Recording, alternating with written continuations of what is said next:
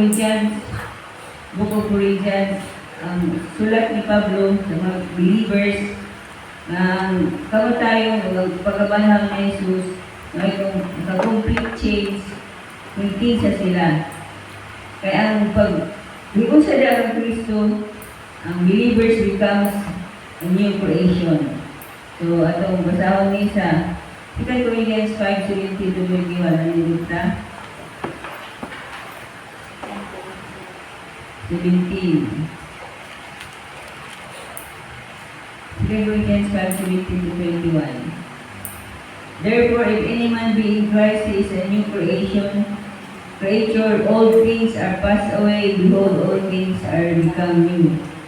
18. And all things are of God, who hath reconciled us to himself by Jesus Christ, and hath given to us the ministry of reconciliation. 19. To wit, that God was in Christ reconciling the world unto himself, not imputing their trespasses unto them, and hath committed unto us the word of reconciliation. 20.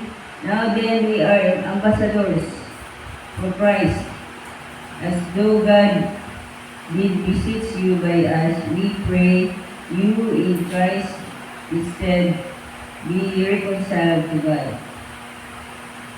21. For he has made him to be sin for us, who knew no sin, that we might be made the righteousness of God in him.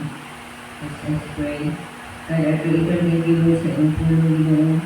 Salamat sa pagpanalangin ninyo na ano po sa patuloy karon as a challenge for us, Lord, sa ang patuloy ng inyong mga anak. Thank you for blessings, O Lord, in Jesus' name, Amen. Mga natulong, ang atungan, dunay tulong ka po kubayan ini nga, ang atong pag-start na ito nga, really nga, as a new creation, ito tulong ka po sa atong kita rin. 17, familiar ka ita nito? Ang versikulo, therefore being, therefore, we are a new creation.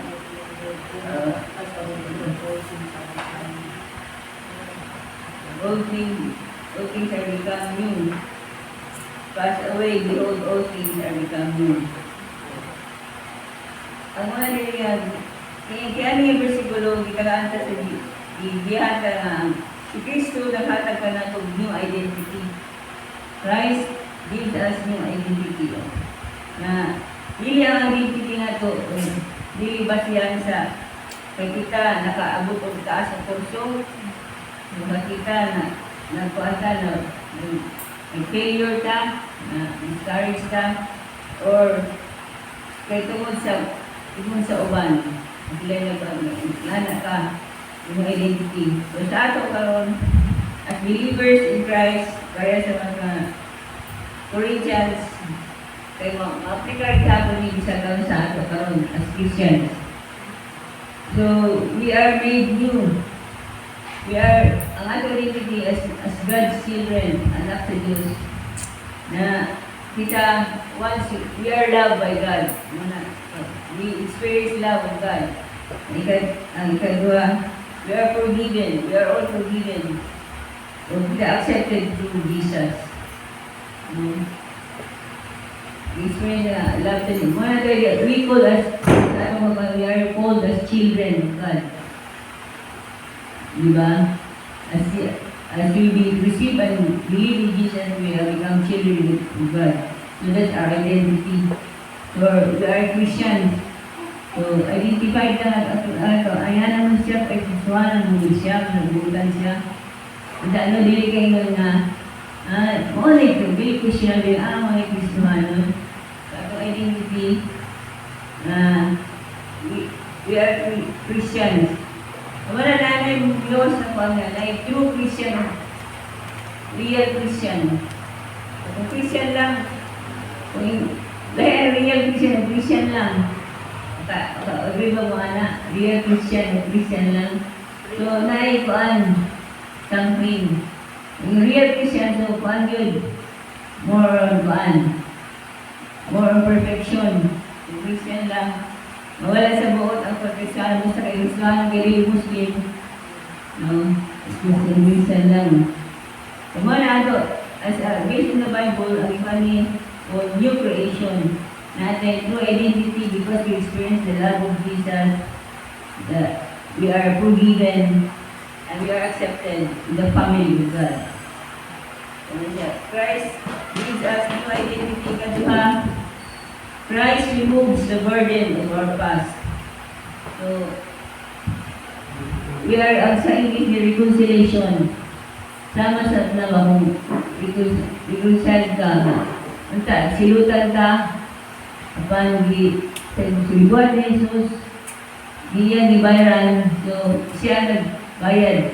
Ikuha niya ang burden, ikuha niya ang silot, so we are not under condemnation. Okay, kita karang under manda sa grasya sa Ginoo. No? Walang gibuhat ni Kristo as a new creation. Atong dumdumon na iyang giguha ang kabug atong silot na atong dawaton. Remove the burden of our past. Tanan man sa mga sala, yan lang gibayaran sa pagkalansan niya sa Jesus. So, mana siya ang ikaduha ang punto. Christ removes the burdens of our past. Kita na sa verses 18 to 19. We are no longer live under condemnation but under God's grace. So, ikatulong, Christ calls us to live differently. So, bitawag na ni Jesus na magpuyo nga lahi. Lahi, kung anong mga lahi man ta. No? Ito ba dili, we are ambassadors sa English, we are ambassadors of Christ. Ambassador representante ni Jesus. So, ang ambassador ka, reflect din sa ang ambassador. Sa panahon, as Christ ambassadors, we represent Him in our words, sa atong tulong, sa atong kinaiyan, sa atong actions, sa atong manatong ang tawag ni Jesus na make a difference as a Christian. So, ang Ginoo dili lang sa pag-kailan nato sa iya, dili lang repair sa atong old life. No, kita namang ito mga old life na nagigita man sa mga sala kita. Sa early Christian, bata pa tayo kailan ng Jesus, gusto rin gamay na siya ang buwan na nag-Kristohan, matured na, naging old life. So, dili lang siya nag-repair ang parang nag-repair kundi it creates new life in Christ. Bagong pinabuhi niya ang Kristo. So everyone who trusts in Jesus receives a new identity. Bagong identity na ito na we are really believers of Christ or Christian na ta.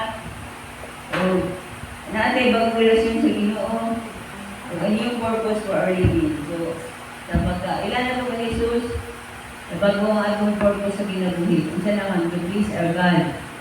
To please in every way, everything in our life, atong pasilugan ang Ginoo.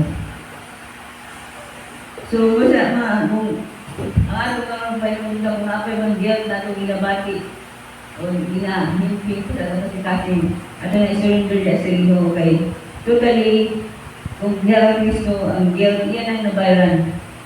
Yan ang iban na sa iyang pagpatay o pagkabanhaw. Pasalamatan ka sa Ginoo kay kaya kang Jesus, ang atong mga kaagi, yan ang ipapas na niya. Ug atong Panginoon Diyos Holy Spirit na kada adlaw lukuan ta, ay kabaguhan na to. Kay diaman na sa kalibutan nga, yung pamadanlog ng kalibutan. So, prone to the temptation, atong mataas lang ang mag-amputa, ang tabangan sa Ginoo. O sa pag-awag sa nato nga ipakita nato ang grasya sa Ginoo nga ipakita pa na. Kita ka lang nakaangkon ang grasya. Grasya sa Ginoo tanan luwas. Ato na i-share sa uban na grasya. So, challenge sa ato nga para niya na. So if anyone is in Christ, he is a new creation. Mano na siya no? Yes, we are new creation because God, Christ gives us new identity. Christ removes the burden of our past. Christ calls us to live differently. Sa pagmalandunan, pag-amputan. Ginoo, salamat sa mong tulong, Ginoo. Magarantiya kami Ginoo sa kalinaw, sa garantiya kami Ginoo sa among kasiluhan sa among kaluwasan. Lord, salamat na ikaw na ang balang spirito, ipadala mo ka namin, Lord, matabang ka namin, maging faithful kami sa Ginoo, maging malibog kami, maging ambassadors kami ng Lord, pinagi sa pag-iya, tabang ng balang spirito sa aming pinaguli. Salamat Ginoo, kadayon ka, mag-ahatag ka ng abdi sa unahuna, o ibubuto Lord, sana kadayon kami, pagsiba kami ng kanyang. Salamat. Isensya sa ngalan ni Jesus. Amen.